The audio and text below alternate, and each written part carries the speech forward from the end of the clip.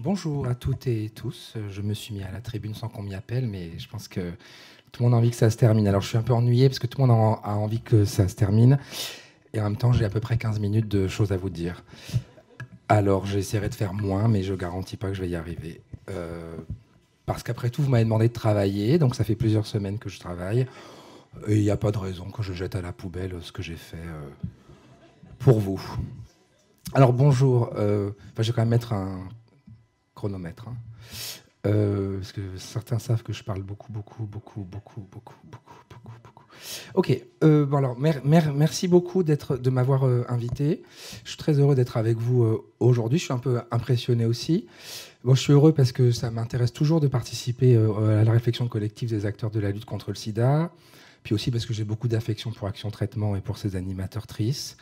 Et puis je suis un peu impressionné parce que je sais que dans cette salle, il y a beaucoup de gens qui ne se laissent pas impressionner par ce qu'ont à leur dire les interlocuteurs divers.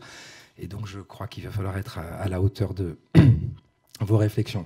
Ce que je vais partager aujourd'hui, c'est des pensées, des réflexions issues des échanges préparatoires qu'on a eus avec l'équipe d'Action Traitement, puis aussi sur la base de mes expériences militantes, personnelles, professionnelles, dans le VIH, mais aussi ailleurs, parce que ça fait plus de 10 ans maintenant que j'ai quitté le cœur du réacteur, moyennant un livre qu'on a publié en 2017 avec Gabriel Girard, dont il a parlé ce matin.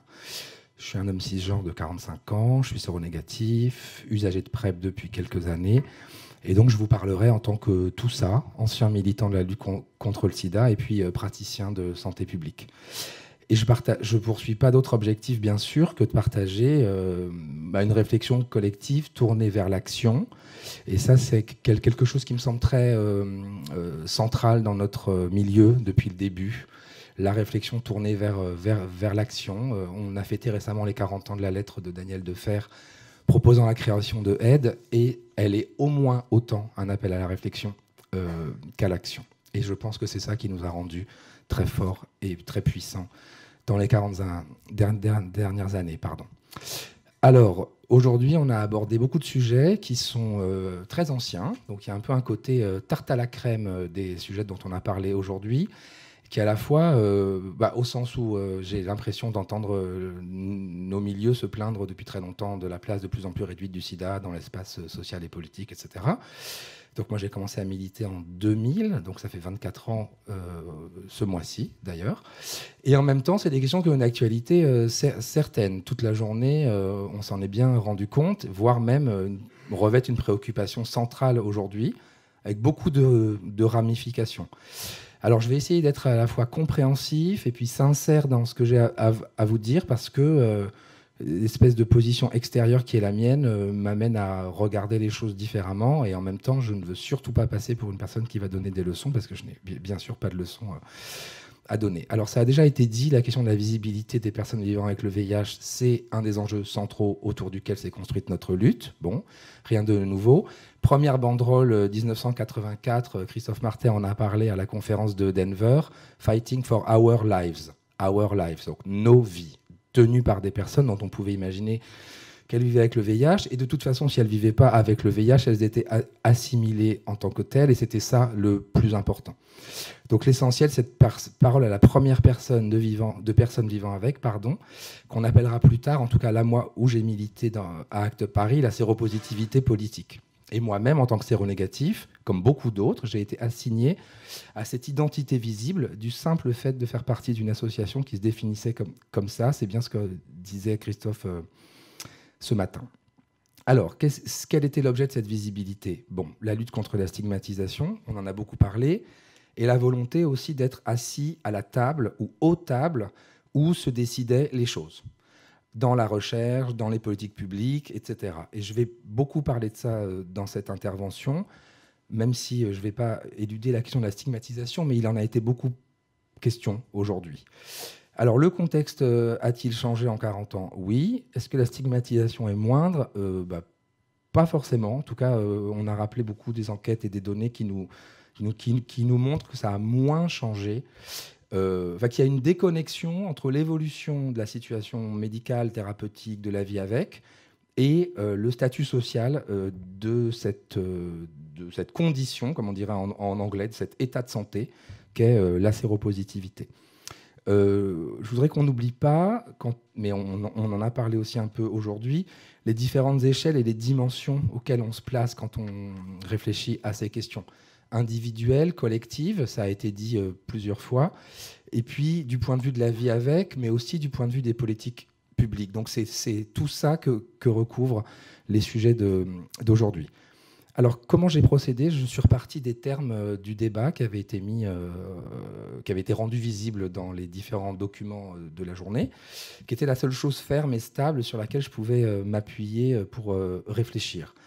Donc, les termes, donc visibilité, invisibilisation, qui était un processus et non pas un état, épidémie, personnes vivant avec un virus, les personnes directement concernées par le sujet du colloque, à savoir les personnes vivant avec le VIH. Alors, est-ce que c'est si évident que ça, que quand on parle de visibilité de l'épidémie, seules les personnes vivant avec le VIH sont concernées? Non, même si on a essentiellement parlé de ça aujourd'hui, mais et pourtant, pendant très longtemps, il en a été ainsi. Alors, je vous l'ai dit, hein, moi j'avais 21 ans, je commençais à militer dans une association qui était clairement une association ayant une identité séropositive. Et la question... Donc j'ai longtemps été tiraillé par cette question de la légitimité de ma propre parole. Et les choses ont un peu changé dans les années 2010. C'est un peu ce qu'on écrivait avec Gabriel dans le livre. À partir du milieu des années 2010, des collectifs de séronégatifs se sont créés, notamment en France, autour de la question de la PrEP. Et c'était très nouveau, parce que jusqu'à présent, les mobilisations donc, étaient principalement nées des personnes vivant avec ou de leurs proches. Donc il y a eu une parole à la première personne séronégative, qui était assez inédite dans l'histoire de l'épidémie. Alors, nous entretenons nous-mêmes une fiction depuis les années 80. Alors, c'est une fiction et à la fois c'est une réalité, mais en tout cas, il y a une tension sur tous concernés. Donc, les personnes concernées, vivant avec, ne vivant pas avec, en même temps, tout le monde est concerné. Donc, je garderai le néologisme de aide, séro-concerné. Donc, on va dire à minima, parlons des personnes concernées comme celles vivant avec le virus et les personnes susceptibles de le devenir. Donc, on doit aussi un peu parler des séronègues. Alors, je ne m'étendrai pas sur le sujet, mais comment faire pour parler des séronègues sans contribuer à invisibiliser les séropos? Parce que c'est un peu bizarre. Moi, je me présente devant vous, je dis à une association de séropos, ben, vous êtes gentil, mais vous avez oublié les séronègues dans la présentation de votre journée. C'est un peu bizarre. Je le fais quand même, mais vous vous rendez bien compte que c'est une position pas tout à fait simple. En tout cas, il y a une ligne de tension là, dans qui est concerné, c'est qui les personnes concernées, et elle a parcouru en partie, je crois, cette journée. En tout cas, on va parler différemment, bien sûr, des séropos et des séronègues.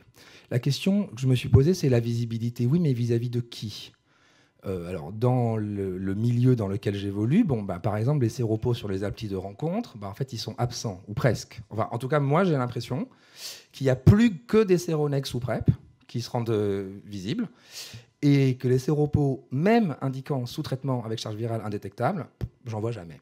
Et pourtant, des profils de mecs sur les applis, j'en vois passer des centaines, si ce n'est par jour, en tout cas par mois.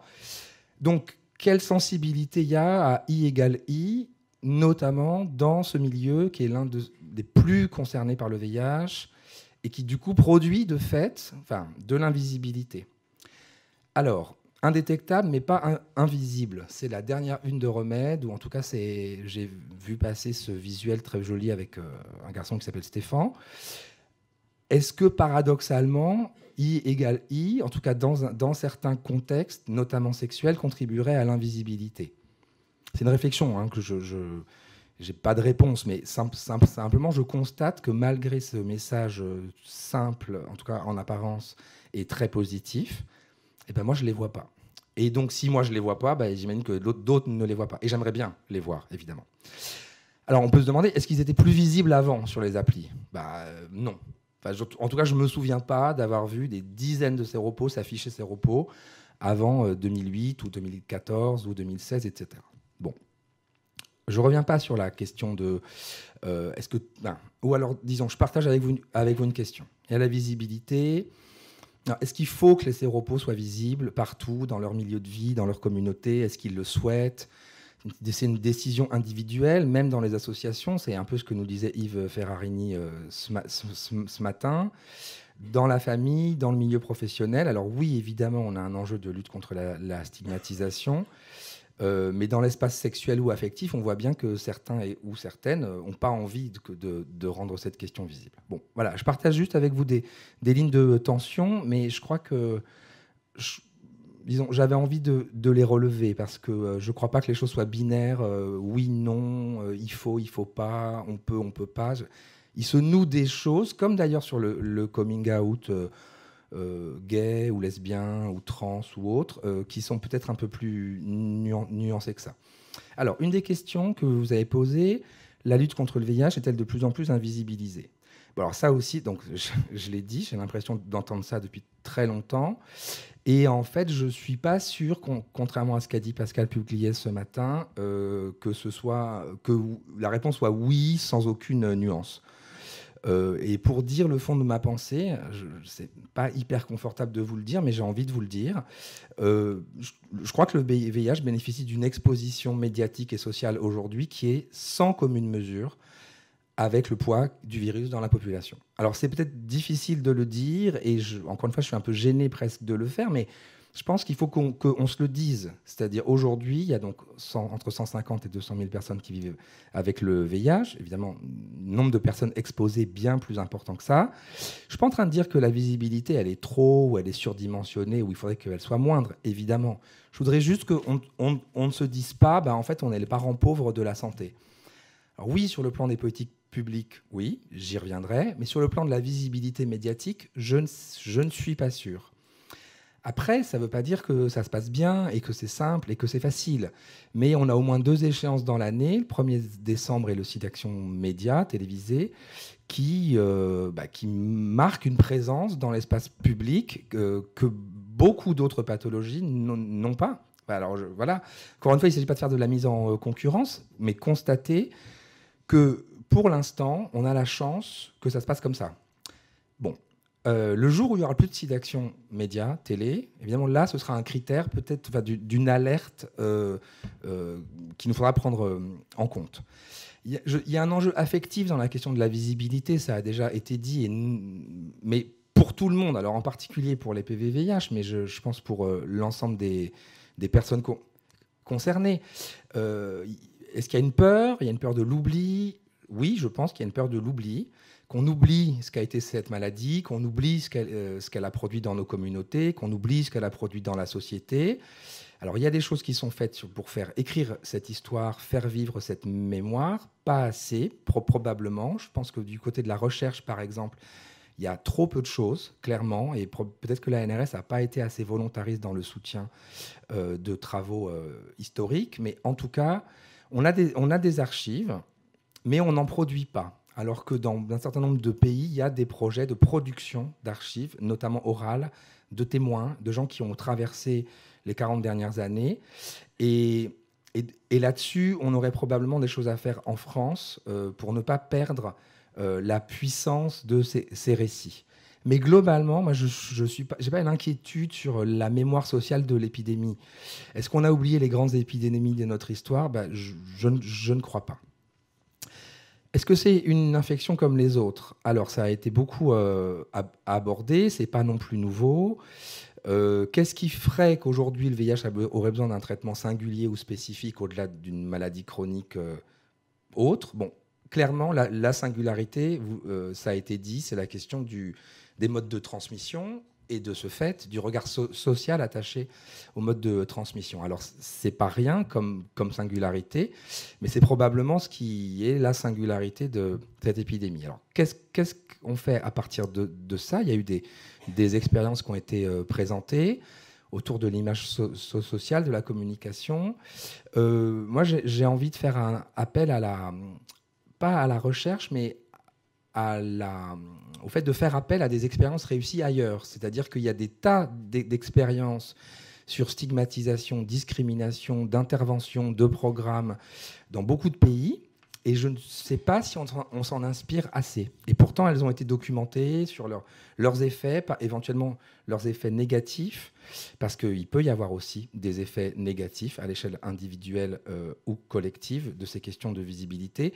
Je pense qu'on aurait intérêt à aller voir ce qui a été publié de ce côté-là.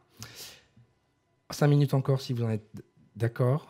De toute façon, je n'avais pas le choix, je crois. Mais quand même, la question, quand même, sur la visibilité. Bon, de quoi? Pardon, mais moi, j'ai pas réussi à ne pas me poser de questions, en fait. La visibilité, oui, mais de quoi? De qui? Auprès de qui? De quelle cible? Et puis surtout, pour faire quoi? Parce que la visibilité, évidemment, c'est pas un objectif en soi. Je pense que personne ici ne... d'ailleurs, ça a été dit à l'instant. Pourquoi être visible? Parce que c'est la reprise du pouvoir, parce que je me réapproprie mon histoire et de fait, je suis plus fort ou plus forte face à autrui et collectivement aussi. Alors, il y a un éléphant au milieu de la pièce. Deuxième occurrence de la journée, c'était Gabriel qui en avait parlé aussi. Il y a une ligne de tension que je ne vais pas résoudre et vous non plus comme ça, mais quand même, comment on fait pour avoir un discours positif, l'horizon de la fin du sida, oui, ça va mieux quand on vit avec le VIH et qu'on est dépisté précocement, je le précise, et en même temps faire vivre et exister la diversité des expériences qui, pour une bonne partie des gens, malgré tout, reste très compliquée. Et ça a été dit. Je ne sais pas comment on sort de cette zone de tension. On y est confronté à chaque SIDAction, à chaque 1er décembre, notamment sur les enjeux de collecte. Je pense qu'il faut aussi qu'on s'en parle, hein, c'est-à-dire comment on est non misérabiliste tout en mobilisant les gens. Voilà, j'ai pas de réponse encore une fois, mais bon, ça fait 18 ans que j'ai quitté SIDAction, la question se posait déjà, et je pense qu'elle continue à se poser. Oui, je suis beaucoup plus vieux que... Enfin, je suis vieux. Et voilà. Donc là, il y a une zone de tension. On veut inciter les gens à aller se dépister, on veut qu'ils recourent aux outils de prévention, et en même temps, on veut aussi mobiliser hors du droit commun. Et là-dessus, voilà, je ne sais pas trop comment on fait. En tout cas, ça rejoint l'enjeu de banalisation, normalisation. En 2017, avec Gabriel, on parlait de normalisation sous tension. Je ne pense pas que la situation ait particulièrement changé aujourd'hui.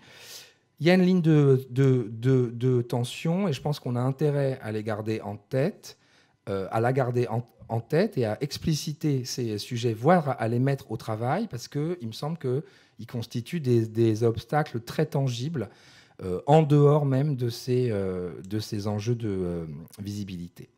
Bon, j'ai dit la visibilité, pourquoi faire, quels objectifs, qu'est-ce qu'on veut obtenir? Alors, c'est une question qui peut sembler théorique, mais je crois qu'elle ne l'est pas du tout. C'est-à-dire que si on ne se demande pas pourquoi, au-delà de l'échelon individuel, pourquoi on veut de la visibilité, donc à quel objectif on accole cette visibilité, eh bien, je ne sais pas ce qu'on fait, encore une fois, de la visibilité.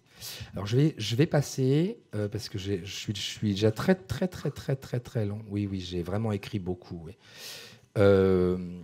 Juste pour vous dire, bon, j'ai bien conscience du contexte Corévi, Corrèze, santé sexuelle, etc.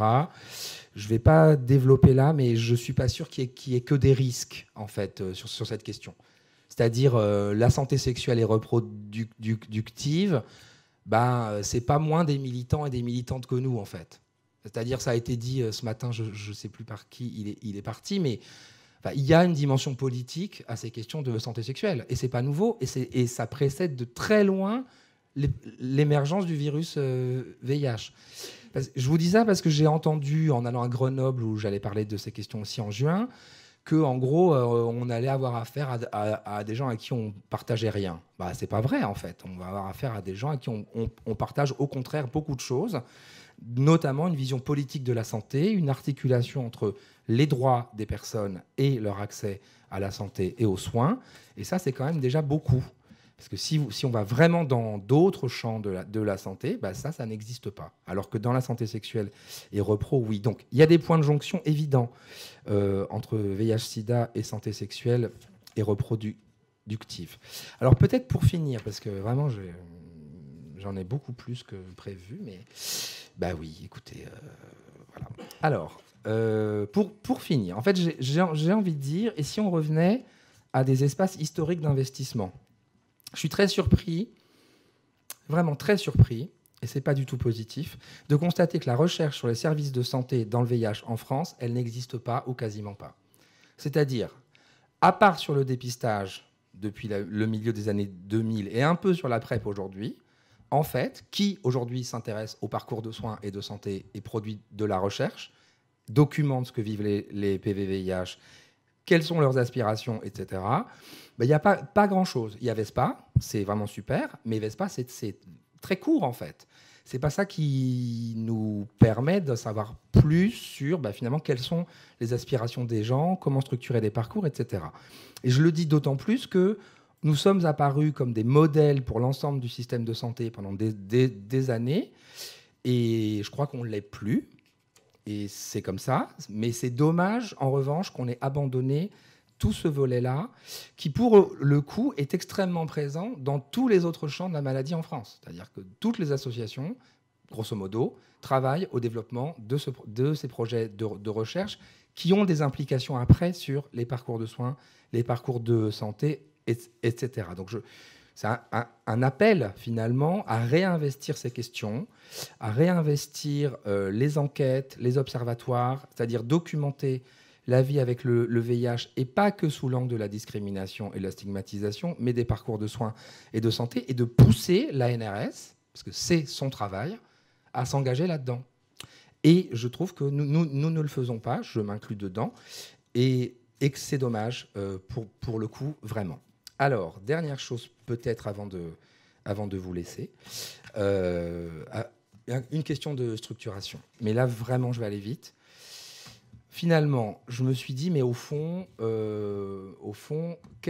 ne partons pas du principe que la structuration actuelle du champ ne va pas bouger.